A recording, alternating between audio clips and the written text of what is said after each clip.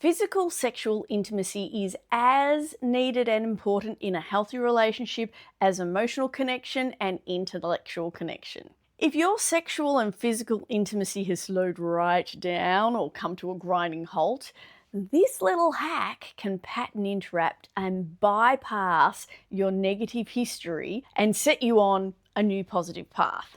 You may well still need couples coaching around limiting wounds that you hold about sexual intimacy. Contact me and we can chat about that.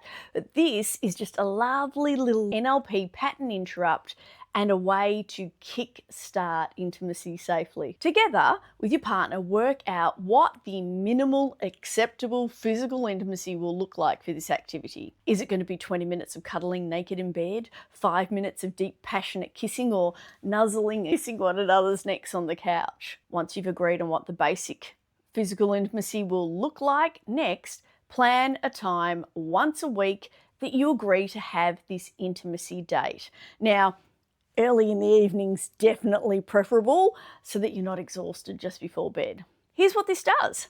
Many of us, women in particular, are responsive to sexual energy. If I'm in the middle of planning the schedule and stressing over work and thinking about my aging body and my partner says, "Do you want to have sex?" No! Have you ever been asked like that? No! Sorry, no. But if my partner nuzzle kisses my neck, my mind is like, oh, what was I thinking about? And I'm instantly more open to physical intimacy. Many people are responsive. That means without there being something to respond to, they're going to say no. But if you're the one that has to instigate all the time, that's a burden that you shouldn't have to carry either. So by scheduling this activity, you're opening to the possibility of responsiveness kicking in, and you're both taking responsibility for instigating it. There should be zero expectation that this will equal you having penetrative sex, which for those of us over 40, that's what sex meant growing up, right? Penetration. No, this is just physical intimacy. However, the more physical intimacy you have, the more likely you are to want more, to be responsive, to be open to a sexual discussion. In keeping this really small and low stakes, dismissive avoidants can step up to that.